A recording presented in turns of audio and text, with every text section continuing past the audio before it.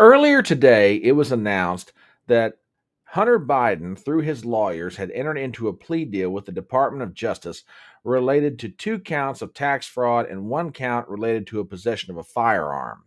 Now, given who it is, the son of the current president of the United States, given who the current president of the United States is, given the current political environment, when this deal was announced, all hell broke loose.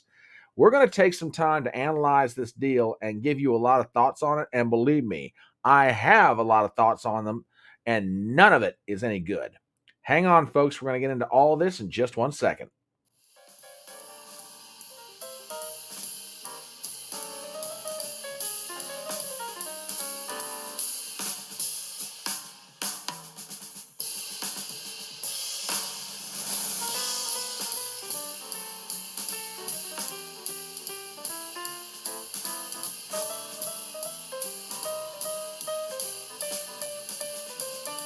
My name is Brian Trippett. I am your front porch conservative. Step on up to my electronic front porch and let's talk.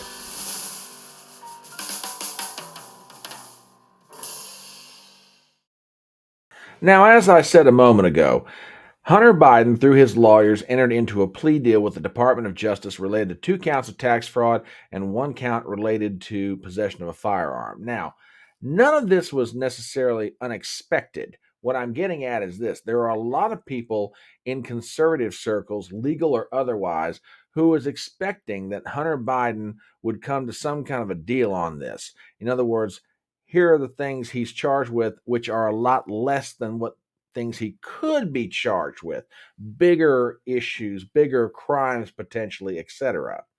So no one's really surprised in one sense that this is what he's going to cop a deal to. Now, what exactly did he plead to, at least as we understand it right now? So let's start with Breitbart. We'll get into that. And in an article written by Joel Pollack, Hunter Biden, 53, son of President Joe Biden, has agreed to plead guilty to 2 federal tax violation charges and 1 violation of gun laws, per reports Tuesday morning. Biden will plead guilty to willful failure to pay federal income tax, most likely on his foreign earnings, and will enter a, quote, pretrial diversion program regarding his gun crime, indicating he will face no jail time. Biden's dubious business exploits came to light during the Obama administration after he was discharged from the Navy for drug use and immediately found employment on the board of Ukrainian energy company Burisma. Okay, that's what is being reported. Now, like I said, none of this is necessarily unexpected. People have been sort of figured that some kind of a deal would be made between Biden and the DOJ. And you'll notice it's not exactly for a lot of the stuff that's been talked about lately: foreign business deals, bribery, money laundering, etc. These charges, while they are serious, are a whole lot less than what people are expecting. So let's start with some basic analysis here. Okay, according to the report from Breitbart, he's not going to see a day's worth of jail time. But I would like to know exactly what could he have received as far as a sentence. Take a look at this. This is from NPR. They had an article out earlier this morning about this. Their headline: Hunter Biden agrees to plead guilty in tax case and avoid prosecution on gun charge. A little further into the article, according to David Weiss, the Delaware U.S. attorney, Biden did not pay federal income taxes for either 2017 or 2018, despite owing more than $100,000 in taxes each year. Additionally, in October 2018, Biden possessed a firearm despite knowing he was an unlawful user of and addicted to a controlled substance, Weiss's office said. Now listen to this. If convicted, Hunter Biden faces a maximum penalty of 12 months in prison on each tax charge and a maximum penalty of 10 years in prison on the firearm charge. But Weiss noted the actual sentences determined by judges are typically less than the maximums. A source familiar with the deal said the Department of Justice has agreed to recommend probation on the tax charges, but a judge will make the ultimate decision. Ladies and gentlemen, I'm going to make a prediction right now. He's not going to see a day's worth of jail time over any of this. Oh, I know that's a radical prediction. I'm really out on a limb with that one. Yeah, me and everybody else in conservative circles who are watching this whole story go down. He won't see a day's worth of jail time. Now, let's go back to what he could have been sentenced with for just a moment. So, 12 months on each tax charge. There were two of them, so that would have been 2 years. And for the federal gun charge, knowing that he was filling out a report to obtain one and was also under the influence of a controlled substance, he could get 10 years. That's maximum 12 years he could have gotten. But as the attorney for Delaware said, judge normally doesn't hand down a maximum. So let's just cut it in half. Let's say he could have got 6 years for the tax charges and for the gun. Okay. Yet he's getting nothing. Not a thing. Now, some people might be watching this video and it's like, oh, come on, Front Porch. You just got a hard on because it's Hunter Biden and it's Joe Biden's kid, and you think they're both dirty. All right.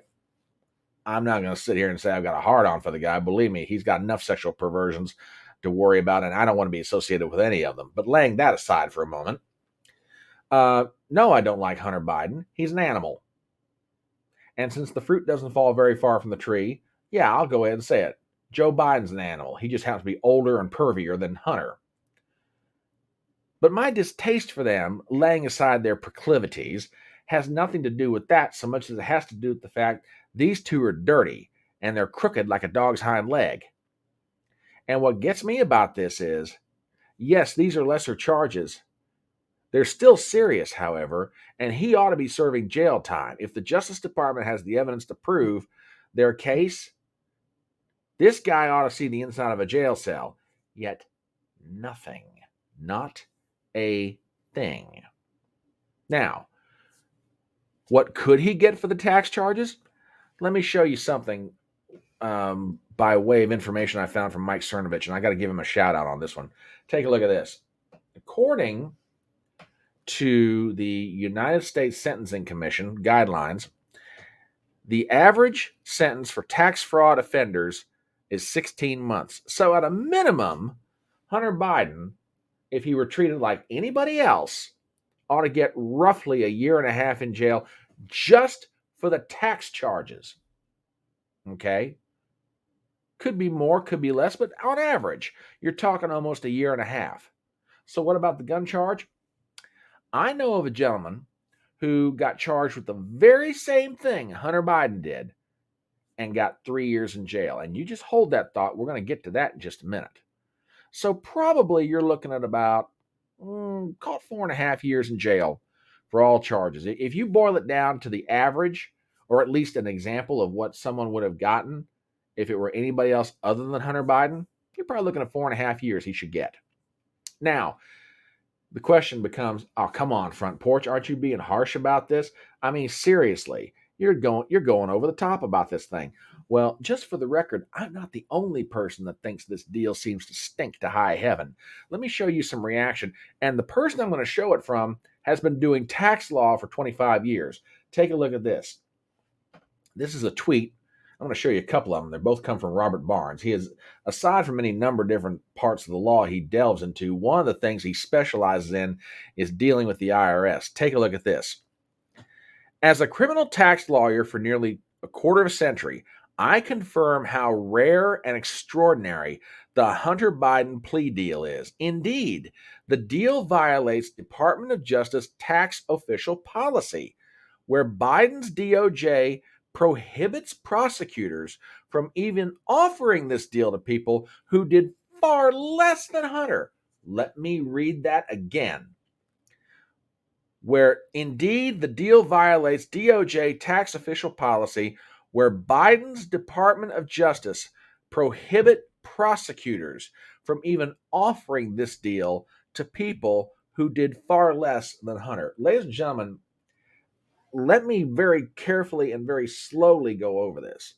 What Robert Barnes just said is, by the DOJ's own internal policy, prosecutors aren't even allowed to offer this kind of a deal to someone, particularly if they did even less than what Hunter is accused of. In other words, let's just say that another person commits some type of tax crime and the DOJ has got him dead to rights. Okay, but let's say that it doesn't rise to the same level or the same amount or the same whatever as Hunter Biden. Let's just say it's a lesser type of crime in the eyes of the IRS and the DOJ. DOJ is prohibited from offering this kind of deal that they gave to Hunter.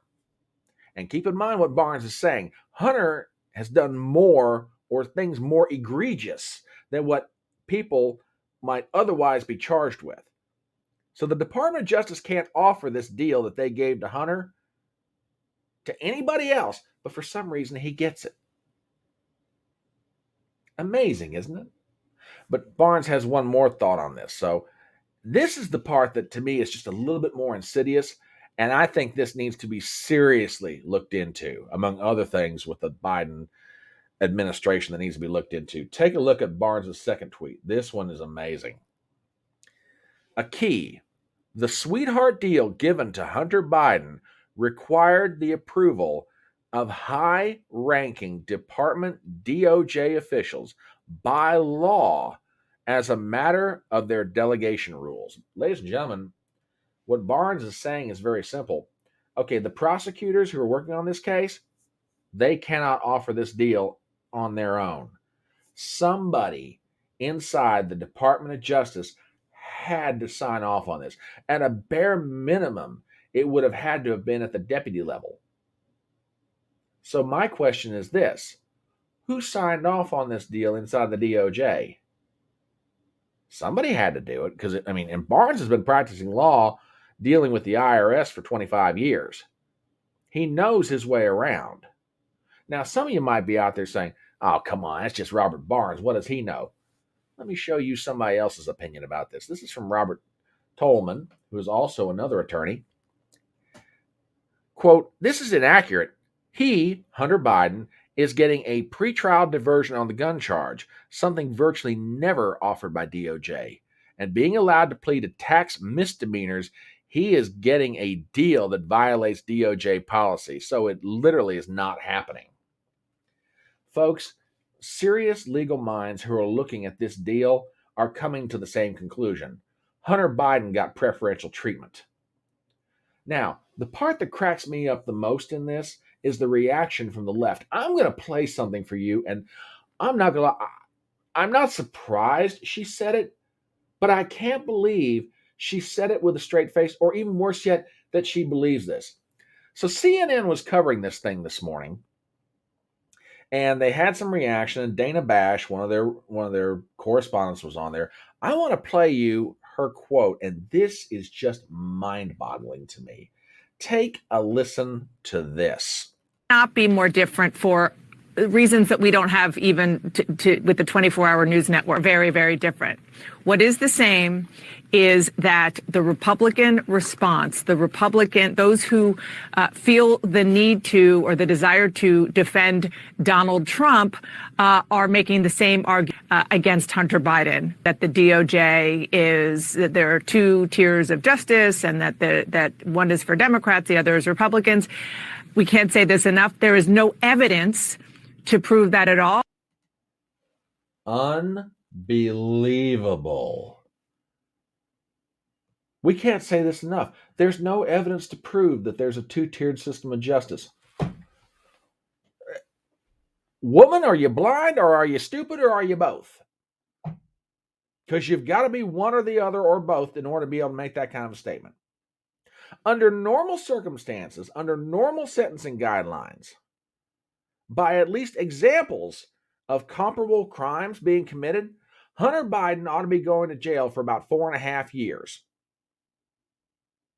About 16 to 18 months on the tax charges, which is an average, and at least 3 years for the gun charge. Yet he's getting nothing. Absolutely nothing. And it just boggles the mind. But then again, think about what his last name is, and you start to understand. Now, you keep hearing me say 3 years on the gun charge. Let me show you why I come to this conclusion, okay? Take a look at this, ladies and gentlemen. I found this article on Fox News. and you begin to understand why I'm really getting upset. I'm very proud of my son. Oh, yeah, I'll bet you are, Joe. I'll bet you are. Unbelievable. Sorry about that, folks. But then again, the timing was just great. So here's an article from Fox News. Let me blow this up a little bit so you can read it. Headline: Kodak Black's lawyer slams Hunter Biden plea deal after rapper sentenced to 3+ years for the same crime. Attorney for rapper questioned different outcomes for his client and the president's son. Lawyer for hip hop artist Kodak Black, who was charged with the same, now listen to this, the same federal weapons crime as Hunter Biden and sentenced to over 3 years in prison, slammed the prison free deal reached by the DOJ and the president's son. Quote, there's no such thing as not getting jail time on a gun charge of any kind of gun charge, Bradford Cohen, criminal defense attorney for Black, told Fox News Digital in an interview. The Justice Department announced Tuesday that Hunter Biden agreed to a plea deal to 2 misdemeanor counts of willful failure to pay federal income tax. The younger Biden also agreed to enter into a pretrial diversion agreement with regard to a separate charge of possession of a firearm by a person who is an unlawful user of or addicted to a controlled substance. Cohen commented in a Tuesday Instagram post reacting to the news, quote, 2 tiers of justice? Kodak was charged for the very same crime. Got over 3 years. Mr. Biden will not serve a day. Feels right? Do FBI agents and federal authorities take cases personally? That's a really good question. Really good question. See, now you understand why I'm saying if he were anybody else, here's an example of someone charged with the very same thing Hunter Biden is charged with. And Hunter Biden gets nothing, and this person gets a 3 year sentence. 4.5 years, folks. That's what Hunter Biden should have gotten, and he gets nothing. But as bad as all of that is, there's something worse. And I'm going to play you one last clip. This comes from Robert Barnes. He does a nightly live stream on his locals page called Bourbon with Barnes. And when you hear this, this might make you just sink right to the floor. So hang on. I'm going to play this. It runs about 30 seconds. Take a listen to this. Presenting a guy who did a plea deal for only thing he screwed up was not paying his tax. And the only thing they Now, this is Barnes talking about a client he had in a very similar situation. So let me set that up. had really against him was that he cashed checks into cash, didn't put everything into the bank, and that he gave the casinos the wrong Social Security number. He's serving 2 years in federal prison, and if it was up to the judge, he would be serving 5 or 6. So I got it down to 2. But that's your norm. Your norm is they serve 4 to 5. Hunter Biden is not being charged with a single felony, is not being charged, is not being asked to serve a single day in prison. It is the most generous tax deal in the history of the United States in the modern era of federal criminal prosecution since 1951. That's how absurd the deal is that they're giving Hunter Biden. And that's just on the tax side. The same ludicrous propositions apply to the gun side. Now we get into how they're Hillary Clintoning this case. Why now and why are they doing this? They're doing this because what I really want to know what's in the plea deal is did they give him immunity on everything else? Because they often do. They often include a non-prosecution agreement on all the other crimes they know of or aware of, which would include the money laundering, the bribery, the drug running, the underage sex trafficking across state lines. So this appears to be a Biden cover-up scheme and one of the most egregious that's ever been brought. Ladies and gentlemen, if what Robert Barnes suspects is true, and I am praying God he's wrong, it could very well be that to get Hunter to go along with this deal, the DOJ may have offered him immunity for everything else that House Republican Chair James Comer of the Oversight Committee and Republicans in Congress are investigating him on right now. And if that's the case, Comer, the members of the Oversight Committee, the Republican caucus in the House would be absolutely hung out to dry, because if DOJ gives him an immunity deal for everything else, then for all intents and purposes, the work of the House Oversight Committee has been ground to a halt. They'll never be able to touch him. They might be able to do something with his dad from a political standpoint, but as far as Hunter is concerned, he's off the hook. Now, we'll know for sure when the plea deal comes out, but I really hope that Barnes is wrong on this. Because honestly, am I angry about this deal? You better believe it. Am I surprised by this deal? Sadly, I'm not. And I think that is what bugs me the most. I'm getting used to the dark. Anyway, that's my thoughts on the whole thing. What do you think about it? Number one, please do me some favors as we wrap this up. Number one, please hit the thumbs up. Number two, if you're not a subscriber to the channel, please do so. Number three, hit the bell for notifications. Number four, please leave a comment. And number five, please share this video around. My name is Brian Trippett. I am your Front Porch Conservative, and I'll see you